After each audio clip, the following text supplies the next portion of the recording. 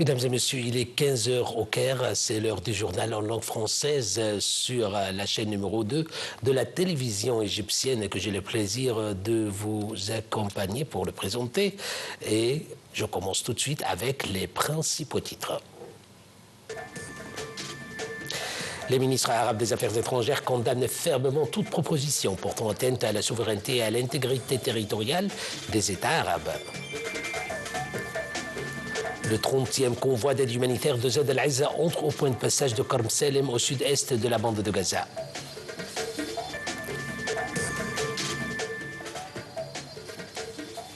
Et le président russe prévient que n'importe quelle force occidentale en Ukraine sera une cible légitime pour l'armée russe.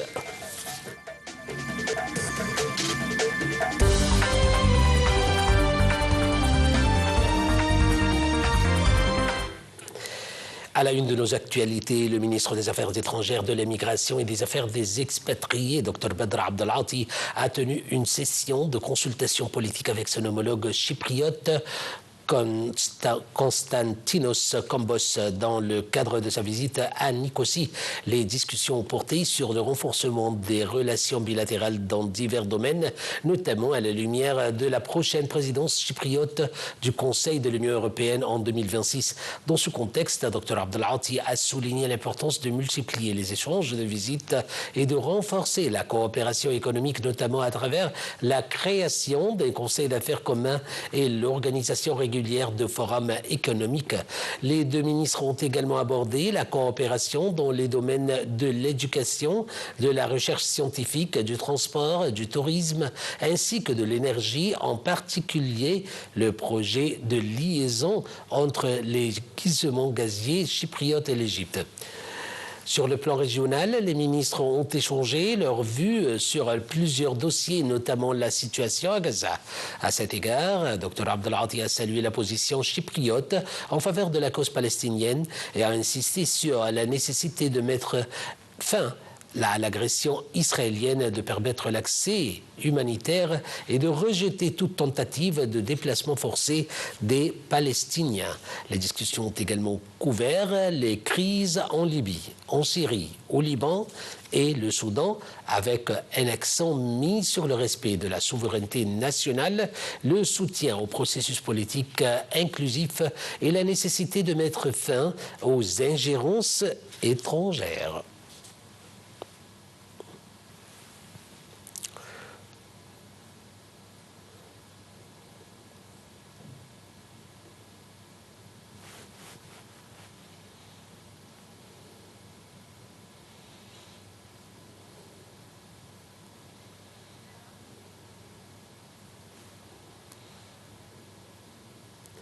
L'Égypte a salué l'adoption par le Conseil de la Ligue arabe d'une résolution sur la vision commune pour la sécurité et la coopération dans la région dans le cadre d'une initiative égypto-saoudienne.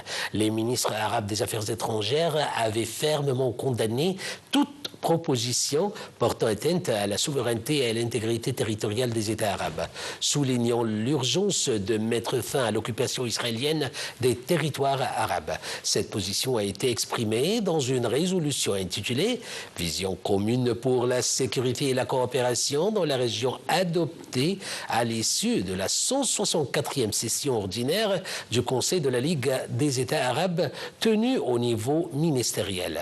Le Conseil a insisté sur l'importance du respect mutuel de la souveraineté des États, de la non-ingérence dans leurs affaires intérieures, du bon voisinage et du règlement pacifique des différends.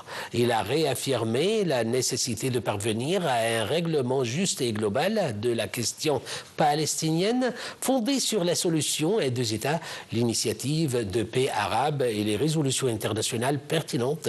Le Conseil a également exprimé sa profonde inquiétude face à la situation critique que traverse la région, marquée par l'escalade des menaces, l'aggravation et l'agression israélienne et la remise en cause de toutes les voies menant à la paix, à la sécurité et à la stabilité. Il a dénoncé la poursuite de la guerre absurde menée par l'occupation israélienne contre la bande de Gaza sans aucune pression dissuasive de la communauté internationale. Au cours de cette guerre, de graves violations sont commises, notamment des meurtres, un blocus prolongé, une famine délibérée, des annexions de terres, une expansion continue des colonisations et des colonies ainsi que des tentatives de déplacement forcé du peuple palestinien, autant d'actes constitutifs de violations flagrantes des résolutions internationales du droit international et des normes humanitaires les plus fondamentales. Sur le terrain, les forces de l'occupation israélienne ont poursuivi leur régression à travers la bande de Gaza, où des sources médicales ont rapporté la mort de 61 Palestiniens et les blessures de dizaines d'autres à la suite des raids en cours depuis l'aube. Les forces de l'occupation ont pris pour cible des tentes abritant des personnes déplacées ainsi que des habitations dans toute la ville de Gaza. L'armée de l'occupation a également fait exploser des immeubles résidentiels à Jabalia, Al-Balad et à Al-Nazla dans le nord de la bande en utilisant des engins explosifs. Elle a aussi visé des habitations et des rassemblements palestiniens à Deir el-Balah dans le centre et le sud de la bande de Gaza. Par ailleurs, elle a ciblé des Palestiniens rassemblés en attente d'aide près des centres de distribution à Rafah dans le sud ainsi que dans la zone de Zikim au nord de Gaza. Le 30e convoi de l'aide humanitaire de Zaid al-Azza est entré hier au point de passage de Karm Salem au sud-est de la bande de Gaza.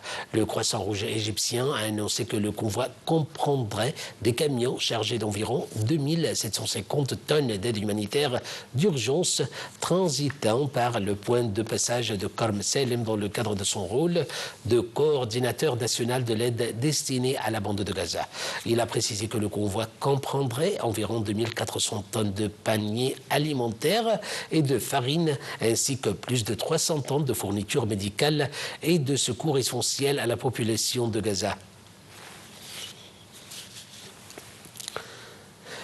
Passons des territoires occupés au Liban, où le gouvernement libanais doit examiner aujourd'hui un plan de l'armée en vue de désarmement du Hezbollah auquel s'oppose le mouvement en s'accusant les autorités de faire le jeu d'Israël et des États-Unis. Selon une source difficile, la réunion du gouvernement débutera au siège du Premier ministre à Beyrouth et sera présidée par le chef de l'État Joseph Aoun.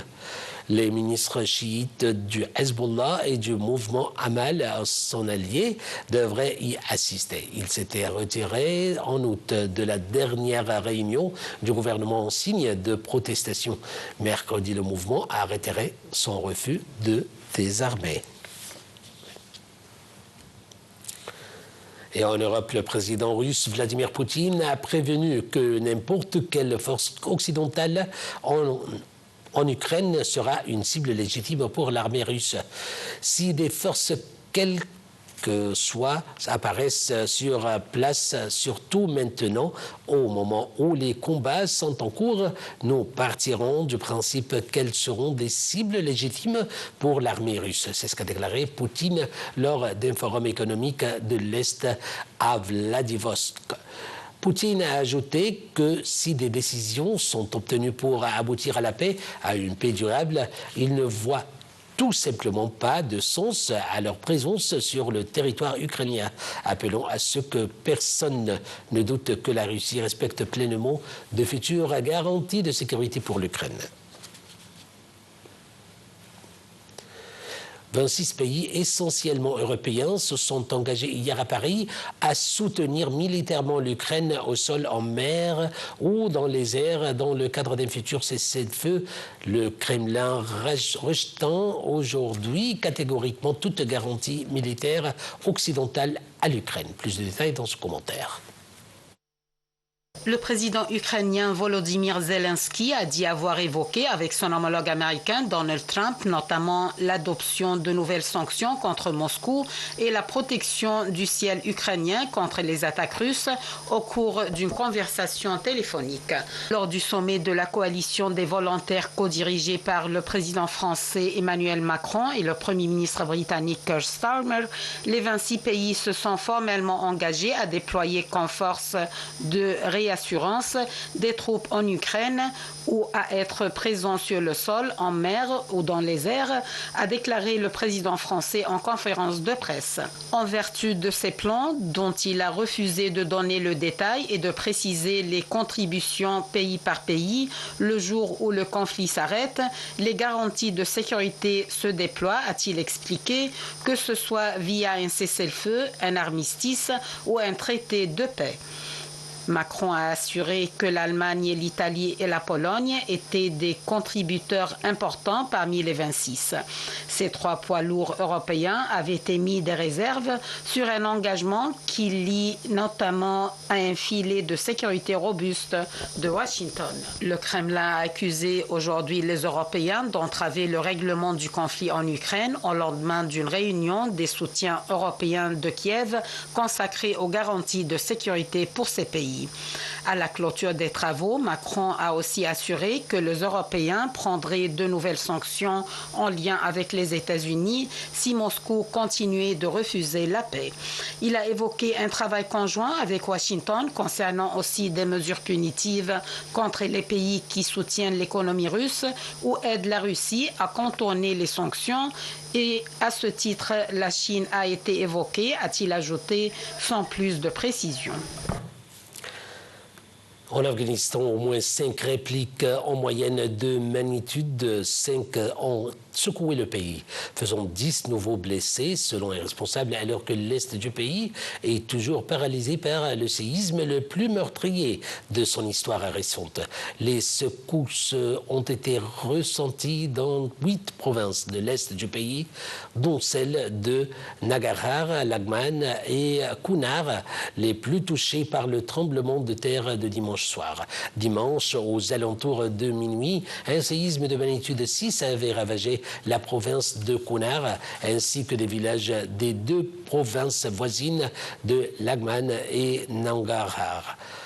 Selon le dernier bilan, les autorités talibans, plus de 2200 personnes ont été tuées, près de 4000 blessés et environ 7000 maisons se sont effondrées.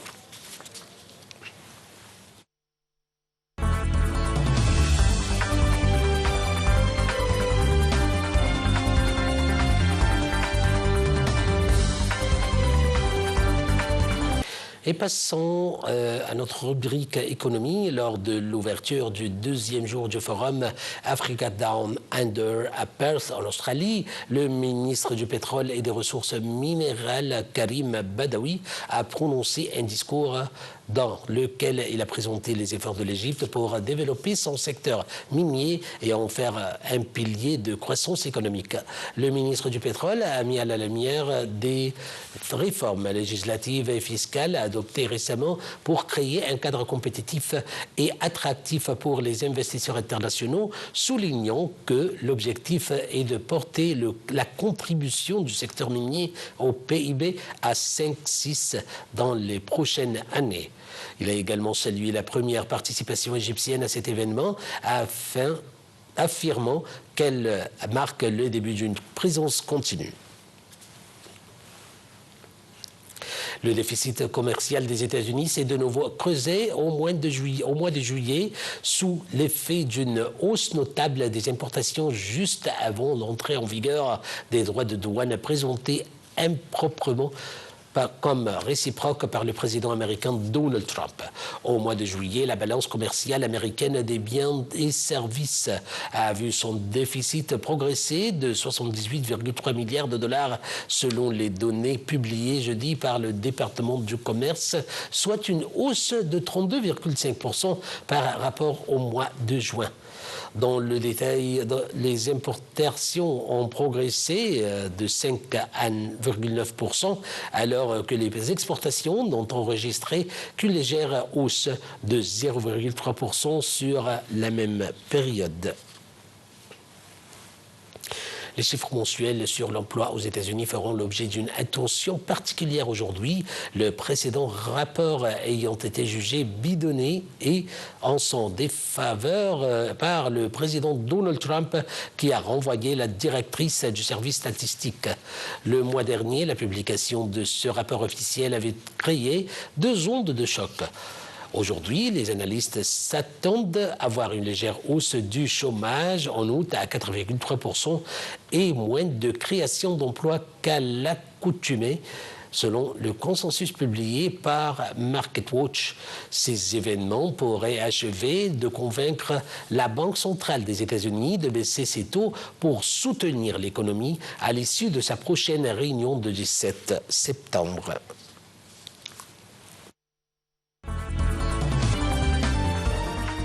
Mesdames et messieurs, c'était la fin de notre journal en langue française. Je vous remercie infiniment pour votre attention et suivi.